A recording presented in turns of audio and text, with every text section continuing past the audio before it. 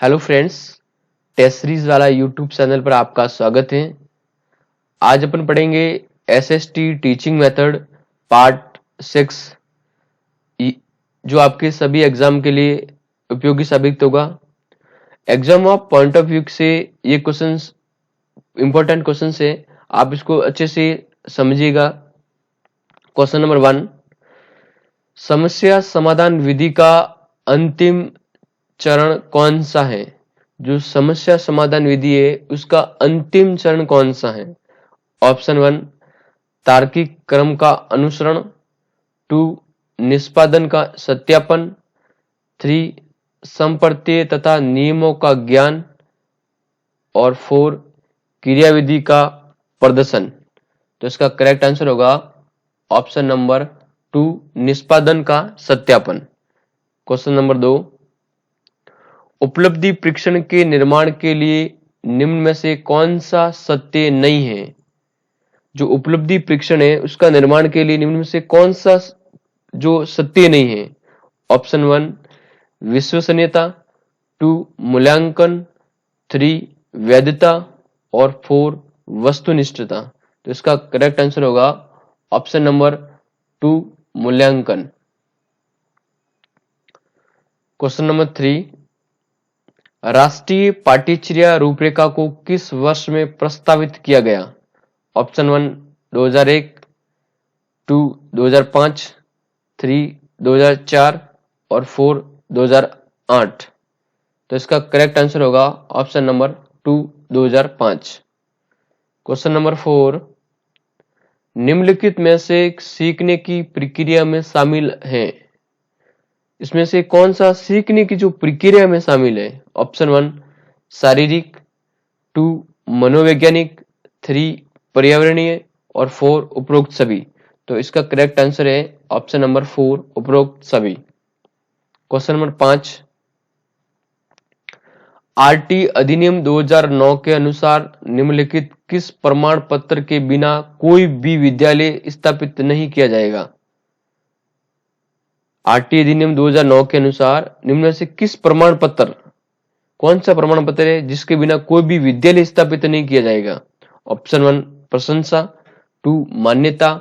3, नियम व शर्तें। और 4, प्राधिकार।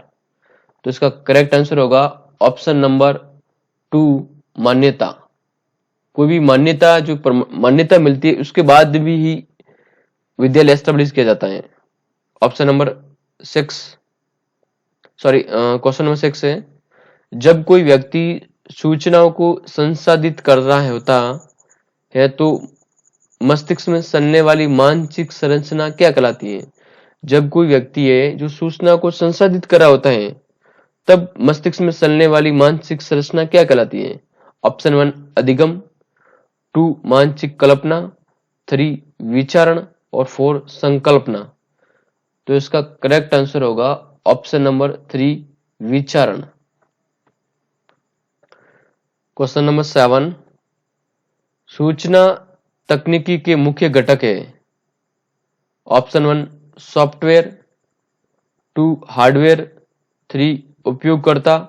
और 4, उपयुक्त सभी। तो इसका करेक्ट आंसर है ऑप्शन नंबर 4, उपयुक्त सभी। ये सभी सूचना तकनीक के मुख्य घटक हैं। क्वेश्चन नंबर 8, निम्न में से शिक्षण के अनुप्रयोग उद्देश्य का सही उदाहरण है? अनुप्रयोग उद्देश्य का सही उदाहरण है जो जिसमें दिया होता है ज्ञानात्मक से जो उद्देश्य है ना, जिसमें अनुप्रयोग आता है उसमें से कौन सा सही उदाहरण नहीं है, सॉरी सही उदाहरण है? ऑप्शन 1, परिभाषा देना। 2, वर्गीकरण करना। 3, स्थापित करना। और 4, प्रत्यास्मरण करना।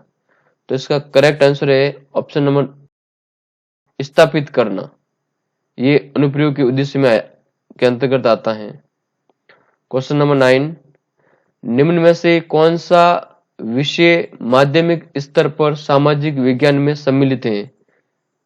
माध्यमिक स्तर पर सामाजिक विज्ञान में सम्मिलित है। ऑप्शन 1, इतिहास। 2, नागरिक शास्त्र। 3, मनोविज्ञान। और 4, उपयुक्त सभी।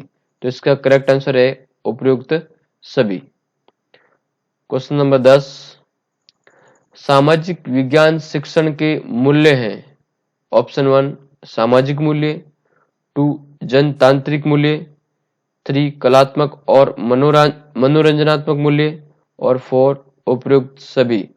तो इसका करेक्ट आंसर है उपयुक्त सभी। ये सभी सामाजिक विज्ञान शिक्षण के मूल्य हैं। क्वेश्चन नंबर 11, संकलनात्मक मूल्यांकन निम्न के लिए अनुपयुक्त है। संकलनात्मक मूल्यांकन, इसको बोल सकते हैं आप समेटिव असेसमेंट या योगात्मक मूल्यांकन। ऑप्शन 1 श्रेणी या ग्रेड निश्चित करने में, 2 विद्यार्थी अधिगम का सार संक्षेप तैयार करने में, 3 सत्रांत मूल्यांकन में और 4 शिक्षण अधिगम प्रक्रिया की प्रगति पर निगरानी में। तो इसका करेक्ट आंसर होगा ऑप्शन नंबर 4 शिक्षण अधिगम प्रगति की प्रक्रिया की प्रगति पर निगरानी में, संकलनात्मक मूल्यांकन। क्वेश्चन नंबर 12, एक अच्छे मूल्यांकन के लिए कौन सा मापदंड सही नहीं है। ऑप्शन 1 वैधता, 2 विश्वसनीयता, 3 वस्तुनिष्ठता और 4 व्यक्तिपरकता। तो इसका करेक्ट आंसर होगा ऑप्शन नंबर 4 व्यक्तिपरकता। ये एक अच्छे मूल्यांकन के लिए मापदंड सही नहीं है। क्वेश्चन नंबर 13, एनसीएफ 2005 की राष्ट्रीय स्टीयरिंग समिति के अध्यक्ष कौन थे। Option 1 professor Kothari, professor Mehrotra, professor Yashpal, professor Ramamurti. तो इसका करेक्ट आंसर होगा प्रोफेसर यशपाल। क्वेश्चन नंबर 14, मध्यावधि परीक्षा का एक उदाहरण है।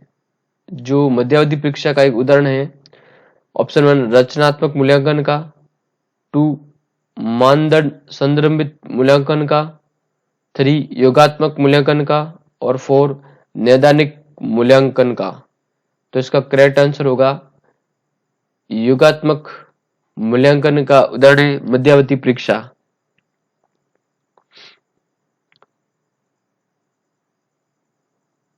क्वेश्चन नंबर 15, विश्वसनीयता की अवधारणा से आशय है।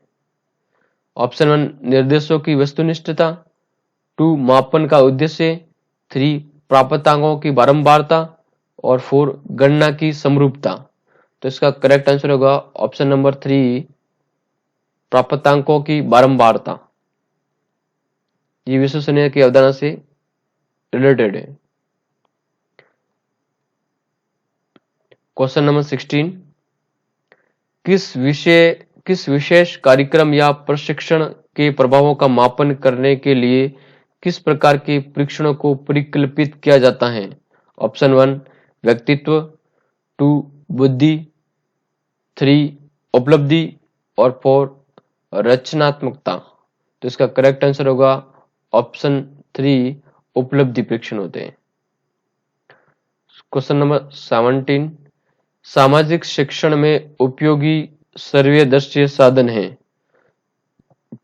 ऑप्शन 1 रेडियो, 2 अभिनय, 3 श्यामपट और 4 पोस्टर। तो इसका करेक्ट आंसर होगा ऑप्शन नंबर 2 अभिनय। क्वेश्चन नंबर 18, नवीन शिक्षण पद्धतियों में प्रोजेक्ट विधि के व्यापक का श्रेय किसको है। ऑप्शन 1 ड्यूवी और किलपैट्रिक को, 2 स्टीवेंसन और रिचर्ड्स को, 3 कुमारी हेलन पार्कहर्स्ट को और 4 कार्लटन वासबर्न को। तो इसका करेक्ट आंसर होगा ऑप्शन नंबर 1 ड्यूवी और किलपैट्रिक को। क्वेश्चन नंबर 19, सूचना तकनीकी का शिक्षा में सबसे पहले उपयोग किस देश में किया गया। इंफॉर्मेशन टेक्नोलॉजी का शिक्षा में सबसे पहले उपयोग कौन से देश ने किया गया। Option 1 Britain, 2 USA, 3 France, 4 Germany. तो इसका करेक्ट आंसर होगा option number 2 USA. Question number 20, सामाजिक विज्ञान से तात्पर्य अध्ययन की उन शाखाओं से है जो मानव मात्र को उनके सामाजिक संबंधों के संदर्भ में समझने में सहायता करते हैं। ये परिभाषा किसने दी है?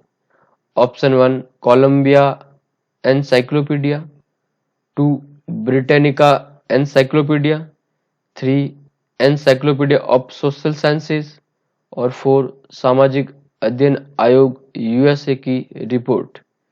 तो इसका करेक्ट आंसर होगा option number 3 encyclopedia of social science.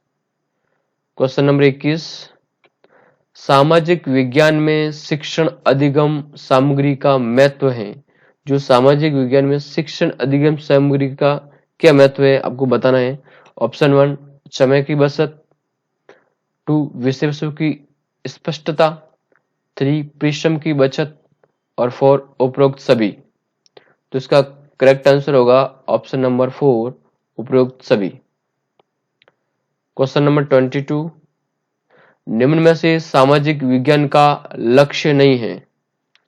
Option 1 बौद्धिक व मानसिक विकास, 2 अवकाश के समय का सदुपयोग करना, 3 सामाजिक परिवर्तन लाने में सहायक बनना और 4 शिक्षण शिष्टाचार।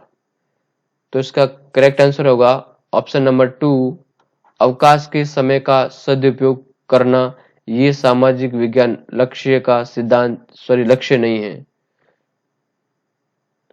नेक्स्ट क्वेश्चन, सतत एवं व्यापक मूल्यांकन का तात्पर्य है शैक्षिक क्षेत्र का मूल्यांकन, ऑप्शन 2 शैक्षिक क्षेत्र का मूल्यांकन, ऑप्शन 3 शैक्षिक व शैक्षिक क्षेत्र का मूल्यांकन और ऑप्शन 4 सभी विषयों का मूल्यांकन। तो इसका करेक्ट आंसर होगा ऑप्शन नंबर 3 शैक्षिक एवं शैक्षिक क्षेत्र का मूल्यांकन। क्वेश्चन नंबर 24, शिक्षकों को बालक की रुचि का सदैव ध्यान रखना चाहिए। जब बालक की रुचि पढ़ने की ओर नहीं हो तो उसे नहीं पढ़ाना चाहिए। इससे उसके विचारों में बाधा पहुंचती है। पाठ पढ़ाने से पूर्व उन्हें पाठ में बालकों की रुचि पैदा करनी चाहिए। उपयुक्त कथन है, बहुत अच्छा कथन है। किसने दिया? ऑप्शन 1 स्टीवेंसन का, 2 कार्लटन का, 3 हर्बर्ट का, 4 ड्यूवी का। तो इसका करेक्ट आंसर रहेगा 24 हर्बर्ट का, ऑप्शन 3 हर्बर्ट का। क्वेश्चन नंबर 25, बालक सामाजिक विज्ञान की परिभाषा का प्रत्यास्मरण कर सकेगा।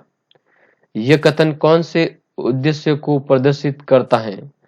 मतलब परिभाषा का प्रत्यास्मरण करना किसके अंतर्गत आता है? अवबोध, विश्लेषण, ज्ञान या मूल्यांकन। इसका करेक्ट आंसर होगा ऑप्शन नंबर 3 ज्ञान। प्रत्यास्मरण करना यह ज्ञान के अंतर्गत आता है।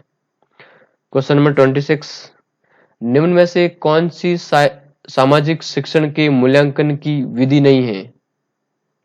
निम्न में से कौन सी सामाजिक शिक्षण के मूल्यांकन की विधि नहीं है? ऑप्शन 1 निरीक्षण, 2 साक्षात्कार, 3 छात्रों द्वारा बनाया गया शिक्षण मॉडल और 4 सूरती लेख। तो इसका करेक्ट आंसर होगा ऑप्शन नंबर 4 सूरती लेख। ये मूल्यांकन की विधि नहीं है, सामाजिक शिक्षण के मूल्यांकन की विधि नहीं है। क्वेश्चन नंबर 27, निम्नलिखित में से कौन सा सामाजिक शिक्षण में संज्ञानात्मक उद्देश्य का एक प्रकार नहीं है? जो संज्ञानात्मक उद्देश्य के जो प्रकार है उसमें से कौन सा नहीं है?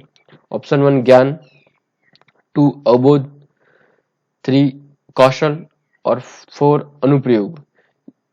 इसका करेक्ट आंसर होगा ऑप्शन नंबर 3 कौशल। ये जो सामाजिक शिक्षण में संज्ञानात्मक उद्देश्य का प्रकार नहीं है। क्वेश्चन नंबर 28, निम्नलिखित में से सही कथन है? मूल्यांकन मापन प्लस निर्णय, मूल्यांकन मापन गुणा निर्णय, मूल्यांकन मापन माइनस निर्णय और मूल्यांकन मापन भाग निर्णय। तो ये करेक्ट आंसर बताना, आपको अच्छे से सोच समझ के बताना है। तो इसका करेक्ट आंसर होगा ऑप्शन नंबर 1, मूल्यांकन बराबर मापन प्लस निर्णय होता है। हमेशा ध्यान रखना, जब मापन और मूल्य जो निर्णय है उसको ऐड करके मूल्यांकन होता है। क्वेश्चन नंबर 21, तात्कालिक लक्ष्य विद्यार्थी की अधिगम समस्या तथा कठिनाई को हल करने हेतु शिक्षण है। ऑप्शन 1, उपचारात्मक शिक्षण, 2, निदानात्मक शिक्षण, 3, 1 और 2 दोनों, और 4, अनुवर्ग शिक्षण। तो इसका करेक्ट आंसर होगा ऑप्शन नंबर 1, उपचारात्मक शिक्षण। क्वेश्चन नंबर 30, निम्नलिखित में से एक अच्छे प्रश्न पत्र की विशेषता नहीं है। ऑप्शन 1, विश्वसनीयता, 2, वैधता, 3, अमानकीकृत, और 4, व्यवहारिक। तो इसका करेक्ट आंसर होगा ए, मानकीकृत, ऑप्शन नंबर 3। तो आई होप आपको ये क्लास अच्छे से समझ आई होगी, और आप ज़्यादा से ज़्यादा विद्यार्थियों तक शेयर कीजिएगा, आप सब्सक्राइब कीजिएगा, चैनल को लाइक कीजिएगा। इसी प्रकार से आप हंसते रहिए, मुस्कुराते रहिए और खुश रहिए। Thank you. जय हिंद, जय भारत।